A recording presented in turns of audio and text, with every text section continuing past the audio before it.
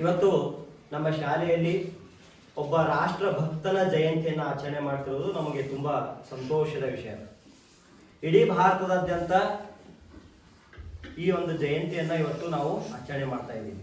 ನಮ್ಮ ಪ್ರೀತಿಯ ಮಕ್ಕಳು ಇವತ್ತು ತುಂಬಾ ಅದ್ಭುತವಾಗಿ ಶಾಣಮ್ಮ ಆಗಲಿ, ಅಭಿಷೇಕ್ ಆಗಲಿ, ಅನಿಲ, ಆಮೇಲೆ ಪ್ರವೀಣ, ಇವರೆಲ್ಲರೂ ಕೂಡ ಶಿವಾಜಿಯ ಬಗ್ಗೆ ತುಂಬಾ ಅಚ್ಚುಕಟ್ಟಾದ ಮಾಹಿತಿಗಳನ್ನು ತಿಳ್ಕೊಂಡು ಬಂದು ತುಂಬಾ ಚೆನ್ನಾಗಿ ಎಲ್ಲರ ಮನವನ್ನು ತಲುಪುವಂತಹ ಪ್ರಯತ್ನಗಳನ್ನು ಅವರು ಮಾಡಿದ್ದಾರೆ.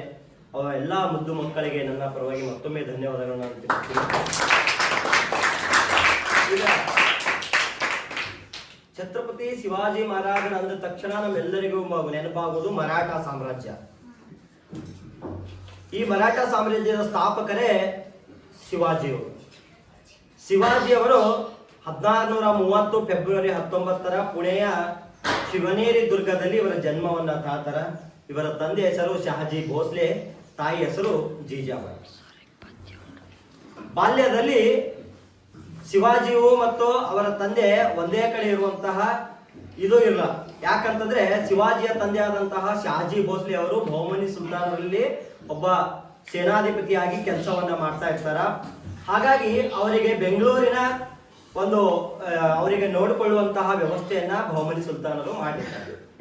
ಹಾಗಾಗಿ ಯಾವಾಗ ಶಿವಾಜಿಯ ತಂದೆ ಶಹಾಜಿ ಭೋಸ್ಲೆ ಬಹುಮನಿ ಸುಲ್ತಾನರ ಬೆಂಗಳೂರನ್ನ ನೋಡ್ಕೊಂತಿರ್ತಾರೋ ಆವಾಗ ಅವ್ರಿಗೆ ಏನ್ ಮಾಡ್ತಾರ ಅಂತಂದ್ರ ಅವರು ಬಳುವಳಿಯಾಗಿ ಪುಣೆ ನಗರವನ್ನ ನೀಡಿರ್ತಾರೆ. ಈ ಪುಣೆ ನಗರವನ್ನ ದಾದಾಜಿ ಕೋಂಡದೇವ ಮತ್ತು ತಾಯಿ ಜೀಜಾಬಾಯಿ ಅವರ ನೇತೃತ್ವದಲ್ಲಿ ನೋಡ್ಕೊಂಡು ಹೋಗ್ತಾ ಇರ್ತಾರ. ಆ ಒಂದು ಏನಪ್ಪಾ ಅಂತಂದ್ರೆ ಇದರಲ್ಲಿ ಶಿವಾಜಿಯು ಸಹ ಈ ಒಂದು ಪುಣೆಯಲ್ಲಿನೇ ಅವರ ಬಾಲ್ಯ ಜೀವನ ಆಗ್ತಾ ಇರ್ತದೆ.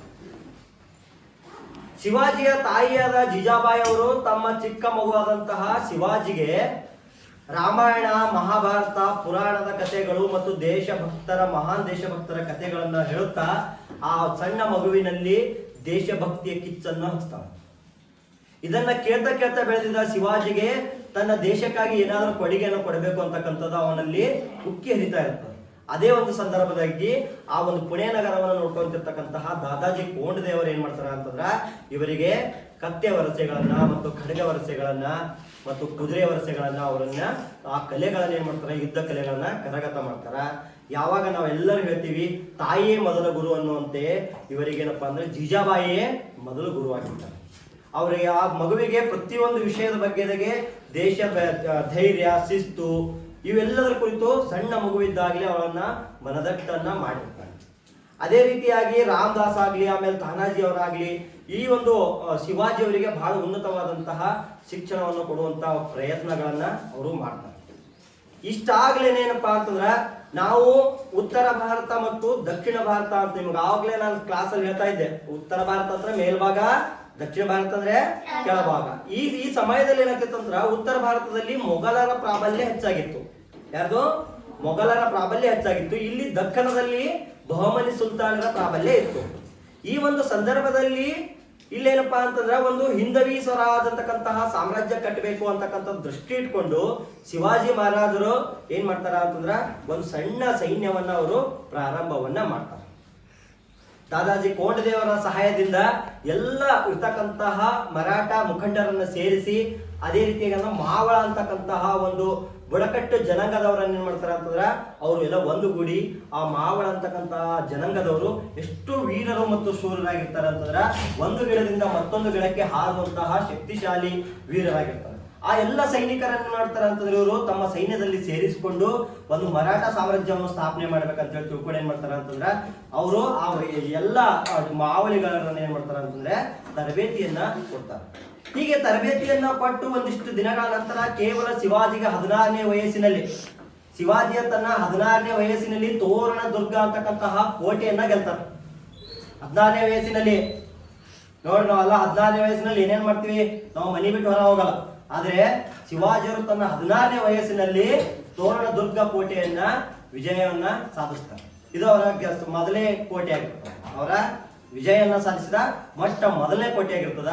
ಈ ಒಂದು ಕೋಟೆ ಗೆದ್ದ ನಂತರ ಇಲ್ಲಿರ್ತಕ್ಕಂಥ ಬಹುಮನಿ ಸುಲ್ತಾನ ಆದಿಲ್ ಶಹಾನಿಗೆ ಏನಪ್ಪಾ ಅಂತಂದ್ರ ಯಾರು ಈ ಪುಟ್ಟ ಬಾಲಕ ಇಷ್ಟೊಂದು ಪರಾಕ್ರಮಿಯಾಗಿದ್ದಾನಲ್ಲ ಅಂತಕ್ಕಂತಹ ಕುತೂಹಲವನ್ನ ಅವ್ರಿಗೆ ಮೂಡಿಸ್ತದ.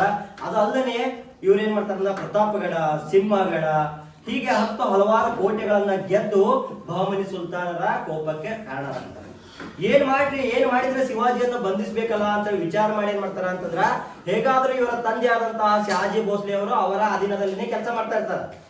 ಹಾಗಾಗಿ ತನ್ನ ತಂದೆಯನ್ನ ಬಂಧಿಸಿದ್ರೆ ಶಿವಾಜಿ ಯುದ್ಧ ಮಾಡೋದನ್ನ ನಿಲ್ಲಿಸ್ತಾನ ಅಂತಕ್ಕಂಥ ಒಂದು ದೃಷ್ಟಿ ಇಟ್ಕೊಂಡು ಶಿವಾಜಿಯ ತಂದೆಯಾದ ಶಹಾಜಿ ಭೋಸ್ಲೆಗೆ ಏನ್ ಮಾಡ್ತಾರ ಅಂತಂದ್ರೆ ಅವರು ಬಂಧನದಲ್ಲಿ ಇಡ್ತಾರೆ. ನೀನು ಯಾವಾಗ ನಮ್ಮ ಮೇಲೆ ಯುದ್ಧ ಮಾಡ್ತೀವೋ ಹಾಗಾಗಿ ನಿನ್ನ ತಂದೆಯನ್ನ ನಾವೇನ್ ಮಾಡ್ತೀವಿ, ನಾವು ಜೈಲಿಗೆ ಕಳಿಸ್ತೀವಿ ಅಂತೇಳಿ ಅವರ ವಶದಲ್ಲಿ ಇಟ್ಕೊಂಡು 1 ವರ್ಷಗಳ ಕಾಲ ಆ ಶಹಾಜಿ ಭೋಸ್ಲೆಯನ್ನ ಏನ್ ಮಾಡ್ತಾರ ಅಂತಂದ್ರೆ ಅವರು ಆ ಒಂದು ಜೈಲಲ್ಲಿ ಇಡ್ತಾರೆ. ಇದರಿಂದಾಗಿ ಏನ್ ಮಾಡ್ತಾರ ಅಂತಂದ್ರ ಶಿವಾಜಿ ಮಹಾರಾಜನ ಮಾಡ್ತಾರ ಈ ಒಂದು 2 ವರ್ಷಗಳ ಕಾಲ ಅವರು ಯುದ್ಧಗಳನ್ನ ಮಾಡದೆ ತಾನು ಎಷ್ಟು ಕೋಟೆಗಳನ್ನ ಗೆದ್ದಿದ್ದೀನಲ್ಲ ಆ ಎಲ್ಲ ಕೋಟೆಗಳಲ್ಲಿರ್ತಕ್ಕಂತಹ ಜನರ ಮತ್ತು ಸೈನಿಕರನ್ನ ಇನ್ನು ತನ್ನ ಸೈನ್ಯವನ್ನ ಹೆಚ್ಚಿಗೆ ಮಾಡ್ಕೊಂಡು ಬಲಿಷ್ಠ ಮಾಡ್ಕೊಂಡು ಮತ್ತೆ ಯಾವಾಗ ಇವರ ತಂದೆ ರಿಲೀಸ್ ಆಗ್ತದಲ್ಲ, ಬಿಡುಗಡೆ ಮಾಡ್ತಾರಲ್ಲ, ಆ ತಂದೆ ಬಿಡುಗಡೆ ಆದ ನಂತರ ಶಿವಾಜಿ ಮತ್ತೆ ಎಲ್ಲ ಕೋಟೆಗಳನ್ನ ಮುತ್ತಿಗೆ ಹಾಕುವುದರ ಮೂಲಕ ಮತ್ತೆ ಬಹಮನಿ ಸಾಮ್ರಾಜ್ಯದ ಏನಪ್ಪಾ ಅಂತ ಕೆಂಗಣ್ಣಿಗೆ ಗುರಿಯಾಯಿತು. ಇದನ್ನ ಹೇಗಾದ್ರೂ ಮಾಡಿ ಶಿವಾಜಿಯನ್ನ ಮಟ್ಟ ಹಾಕಬೇಕು ಅಂತ ಹೇಳಿ ತಿಳ್ಕೊಂಡು ಆದಿಲ್ ಶಾಹಿ ಏನ್ ಮಾಡ್ತಾರ ಅಂತಂದ್ರ ತನ್ನ ದಂಡ ನಾಯಕರಲ್ಲಿ ಅತ್ಯಂತ ಶ್ರೇಷ್ಠ ಮತ್ತು ಭುಜಾನುಬಾಹು ದಂಡನಾಯಕನಾದಂತಹ ಅಫ್ಜಲ್ ಖಾನನ್ನ ಏನ್ ಮಾಡ್ತಾರ ಅಂತಂದ್ರ ಶಿವಾಜಿಯನ್ನ ಸೋಲಿಸಬೇಕು ಅಂತಕ್ಕಂಥ ಒಂದು ಇಟ್ಕೊಂಡು ಆ ಅಫ್ಜಲ್ ಖಾನನ್ನ ರೆಡಿ ಮಾಡ್ತಾರೆ. ಅಫ್ಜಲ್ ಖಾನ್ ಬಹಳ ಪರಾಕ್ರಮಿಯೂ ಆಗಿದ್ದ, ಅಜಾನುಭಾವವೂ ಆಗಿದ್ದ.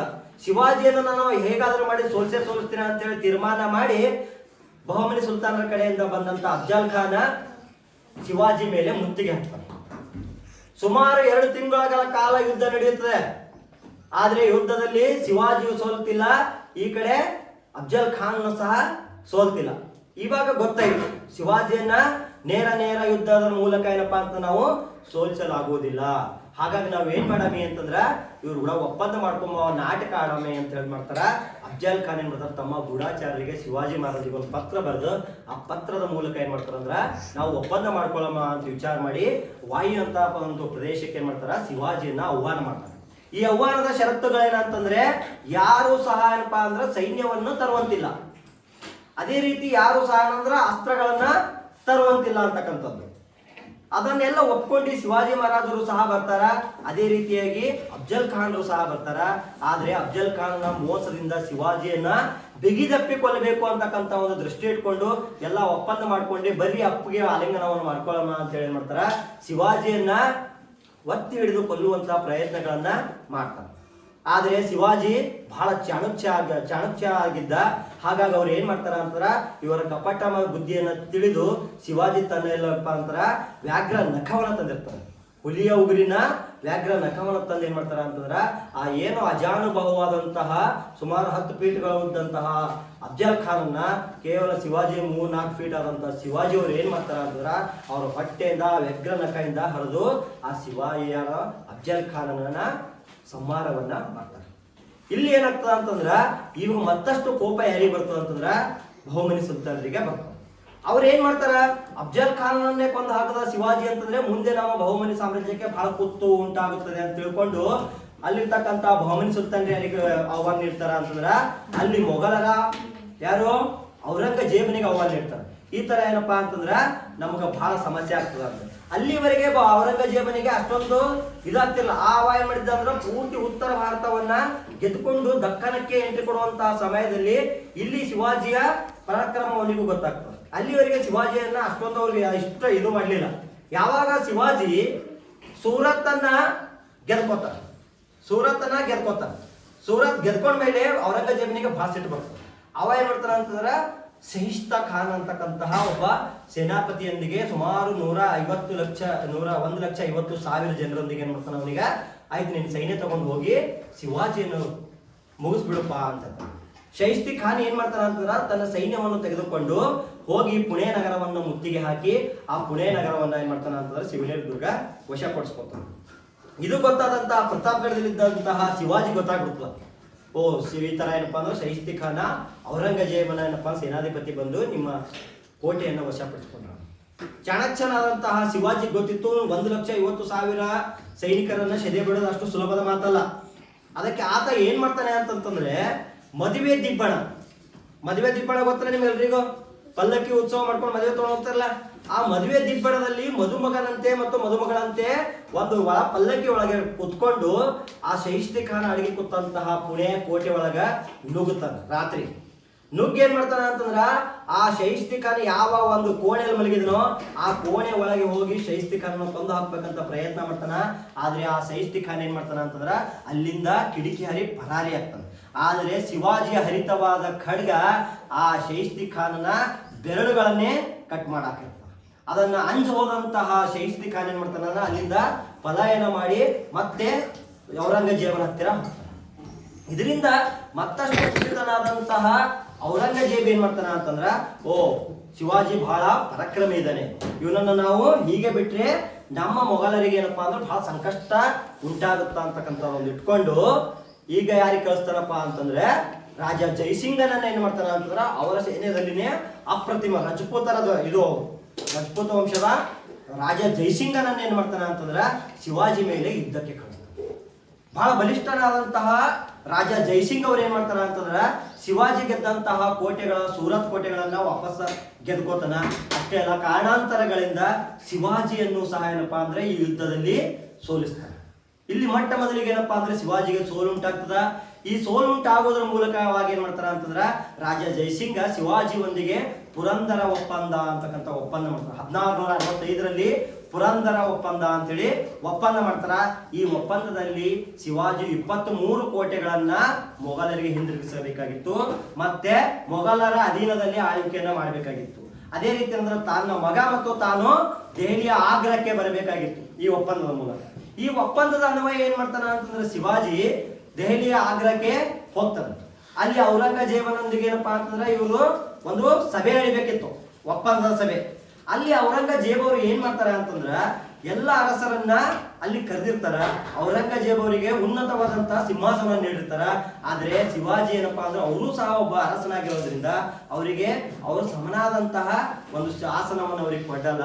ಅಲ್ಲಿರ್ತಕ್ಕಂತಹ ಬೇರೆ ಅರಸರೊಂದಿಗೆ ಅವರನ್ನ ನಿಲ್ಲಿಸ್ತಾರೆ. ಅವರು ಶಿವಾಜಿ ಬಹಳ ಪರಾಕ್ರಮಿ ಮತ್ತು ಬಹಳ ಧೈರ್ಯವಂತ. ಆತ ಏನ್ ಮಾಡ್ತಾರ ಅಂತಂದ್ರ ಔರಂಗಜೇಬನಿಗೆ ಅಲ್ಲೇ ವಾಪಸ್ ಏನಪ್ಪಾ ಅಂತಂದ್ರ ನಾನು ಒಬ್ಬ ಅರಸನಾಗಿ ಅರಸನಂತೆ ನೀನು ನೋಡಬೇಕು, ಇಲ್ಲ ಅಂತಂದ್ರೆ ನಾನು ಈ ಒಂದು ಒಪ್ಪಂದಕ್ಕೆ ರಾಜಿ ಆಗೋದಿಲ್ಲ ಅಂತ ಹೇಳ್ತಾನೆ. ಯಾಕಂದ್ರೆ ಅಲ್ಲಿ ಇರ್ತಕ್ಕಂಥ ಎಲ್ಲ ಸರದಿಯಲ್ಲಿ ಏನ್ ನಿಂತಿರ್ತಾರ ಅರಸರು ಅವರೆಲ್ಲರನ್ನ ಸೋಲಿಸಿದಂತ ಶಿವಾಜಿ ಆಗಿರ್ತಾರೆ. ಅವರ ಒಂದು ಸರದಿಯಲ್ಲಿ ನಿಲ್ಲಿಸಿ ಅಂತಂದ್ರೆ ಶಿವಾಜಿಗೆ ಅದು ಒಪ್ಕೊಳ್ಳುವಂತ ಮಾತಾಗಿರಲಿಲ್ಲ.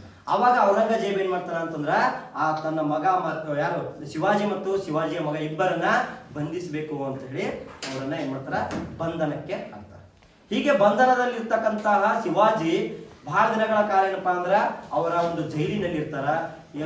ಔರಂಗಜೇಬ್ ವಿಚಾರ ಮಾಡ್ತಾನೆ, ಶಿವಾಜಿಯನ್ನ ಎಷ್ಟು ವರ್ಷಗಳ ಬಂಧನದಲ್ಲಿ ಇಡಬೇಕು ಅಥವಾ ಕೊಂದು ಹಾಕ್ಬೇಕು ಅಂತ ವಿಚಾರ ಮಾಡ್ತಾರ. ಆದ್ರೆ ಬಹಳ ಬುದ್ಧಿವಂತ ಮತ್ತು ಚಾಣಕ್ಷನಾದಂತಹ ಶಿವಾಜಿ ಏನ್ ಮಾಡ್ತಾರ ಅಂತಂದ್ರ ಒಂದು ಪ್ಲಾನ್ ಮಾಡ್ತಾರೆ. ಆ ಪ್ಲಾನ್ ಏನಂತಂದ್ರ ತಾನು ಅನಾರೋಗ್ಯಕ್ಕೆ ಈಡಾಗಿದ್ದೇನೆ, ನನ್ನ ಆರೋಗ್ಯವನ್ನು ಚೇತರಿಸ್ಕೋಬೇಕಂತಂದ್ರೆ ನಾನು ಏನ್ ಮಾಡ್ಬೇಕಂತಂದ್ರೆ ಬ್ರಾಹ್ಮಣರಿಗೋ ಮತ್ತು ಬಡವರಿಗೋ ಅಥವಾ ಜನಸಾಮಾನ್ಯರಿಗೋ ಹಣ್ಣುಗಳನ್ನ ಹಂಚಬೇಕು. ಈ ಹಣ್ಣುಗಳನ್ನ ಹಂಚಬೇಕು. ಹಾಗಾಗಿ ನೀವು ಏನ್ ಮಾಡಬೇಕು, ದೊಡ್ಡ ದೊಡ್ಡ ಬುಟ್ಟಿಗಳಲ್ಲಿ ನನಗ ಹಣ್ಣುಗಳನ್ನು ತಂದು ಕೊಡ್ಬೇಕು ಅಂತೇಳಿ ಅವ್ರು ಬೇಡಿಕೆ ನೀಡ್ತಾರ. ಆಯ್ತು ಅಂತ ಏನ್ ಮಾಡ್ತಾರ, ಶಿವಾಜಿ ಮಹಾರಾಜರ ಆರೋಗ್ಯ ಚೇತರಿಸ್ಲಿ ಅಂತ ಹೇಳಿ ಮಾಡ್ತಾರಂದ್ರ ಅವ್ರು ಆಯ್ತು ಏನ್ ಬಹಳ ದೊಡ್ಡ ವಿಷಯ ಹಣ್ಣು ತಂದು ಕೊಡೋದು ಅಂತ ದೊಡ್ಡ ದೊಡ್ಡ ಬುಟ್ಟಿಯಲ್ಲಿ ಹಣ್ಣುಗಳನ್ನು ಕೊಡ್ತಾರ. ಅವು ಐದೇ ಬಡವರಿಗೂ ಆಮೇಲೆ ಬ್ರಾಹ್ಮಣರಿಗೂ ಕೊಡ್ತಾ ಇರ್ತಾರೆ. ಹೀಗೆ ಒಂದು ದಿನ ಮಗ ಮತ್ತು ಅಪ್ಪ ಶಿವಾಜಿ ಮತ್ತು ಅವನ ಮಗ ಸಂಭಾಜಿ ಇಬ್ಬರು ಸಹ ಏನ್ ಮಾಡ್ತಾರ ಅಂತಂದ್ರ ಆ ದಿನಾಲಿ ಏನ್ ಬರ್ತಿತ್ತಲ್ಲ ಬುಟ್ಟಿ, ಆ ಬುಟ್ಟಿ ಒಳಗೆ ಕೂತ್ಕೊಂಡು ಏನ್ ಮಾಡ್ತಾರ ಆ ಜೈಲಿಂದ ಪರಾರಿ ಆಗ್ಬಿಡ್ತಾರ. ಈ ಪರಾರಿ ಆಗಿದಂತ ವಿಷಯ ಔರಂಗಜೇಬನ ಕಿವಿಗೆ ಬಿತ್ತು. ಔರಂಗಜೇಬನ ಕಿವಿಗೆ ಬಿದ್ದಾಗ ಅವನಲ್ಲಿ ಏನಪ್ಪಾ ಅಂದ್ರೆ ನಡಕ ಉಂಟಾಯ್ತು. ಓಹೋ, ಶಿವಾಜಿ ಇನ್ನು ಮಾತ್ರ ಏನಪ್ಪಾ ಅಂತಂದ್ರ ನಮ್ಮ ಬಿಡಲ್ಲ. ಈಗ ಅವ ಏನಪ್ಪಾ ಅಂತಂದ್ರ ಹೆಂಗ ಅಂತಂದ್ರ ಈಗ ಬಹಳ ಕೋಪದಲ್ಲದನ, ನಮ್ಮನ್ನ ಮಾತ್ರ ಬಿಡಲ್ಲ ಅಂತ ತಿಳ್ಕೊಂಡು ಏನ್ ಮಾಡ್ತಾನ ಅವ್ ಬಹಳ ಭಯ ಉಂಟಾಗ್ತಾನ. ಯಾವಾಗ ಶಿವಾಜಿ ಇಲ್ಲಿಂದ ಬಿಡಿಸ್ಕೊಂಡು ವಾಪಸ್ ಪುಣೆ ನಗರಕ್ಕೆ ಬರ್ತಾನೋ ಅವಾಗ ಮತ್ತೆ ತನ್ನ ಸೈನ್ಯವನ್ನು ಸಂಘಟನೆ ಮಾಡಿ ಯಾವಾಗಪ್ಪ ಅಂದ್ರೆ ಅವನು ಕಳೆದುಕೊಂಡಂತಹ ಸೂರತ್ ಕೋಟೆಯನ್ನ ವಶಪಡಿಸ್ಕೊಂಡು ಸೂರತ್ನಲ್ಲಿರ್ತಕ್ಕಂಥ ಅಷ್ಟು ಸಂಪತ್ತು ಏನ್ ಮಾಡ್ತಾನ ಅಂತಂದ್ರ ಸಂಗ್ರಹ ಮಾಡಿ ಸುಮಾರು ಏನಿಲ್ಲ ಅಂತಂದ್ರು 240 ಕೋಟೆಗಳನ್ನ ಗೆಲ್ತಾನ. ಎಷ್ಟು? 240 ಕೋಟೆಗಳನ್ನ ಗೆಲ್ತಾನ. ಹಾಗೆ 111 ಕೋಟೆಗಳನ್ನ ತನ್ನ ಸ್ವಂತ ಹಣದಿಂದ ಏನಪ್ಪಾ ಅಂದ್ರ ಕಟ್ಟಿಸ್ತಾನ. ಇದು ಶಿವಾಜಿ ಮಾಡಿದಂತಹ ಅತಿ ದೊಡ್ಡದು. ಅಷ್ಟೇ ಅಲ್ಲದೇನಪ್ಪ ಅಂತಂದ್ರ ಶಿವಾಜಿ ತನ್ನ ಸೈನ್ಯವನ್ನ ಯಾವ ರೀತಿ ತರಬೇತಿಯನ್ನು ನೀಡಿದ ಅಂತಂದ್ರೆ ಗೇರಿಲ್ಲಾ ಯುದ್ಧ ನೀತಿ ಅಂತ. ಏನ್ ಗೇರಿಲ್ಲಾ ಯುದ್ಧ ನೀತಿ ಅಂತಂದ್ರೆ ಯಾವಾಗ ಶತ್ರುಗಳನ್ನ ನಾವು ಹೆಂಗ್ ಹೊಡಿಬೇಕು ಅನ್ನೋದು ಪ್ಲಾನ್ ಮಾಡೋದು.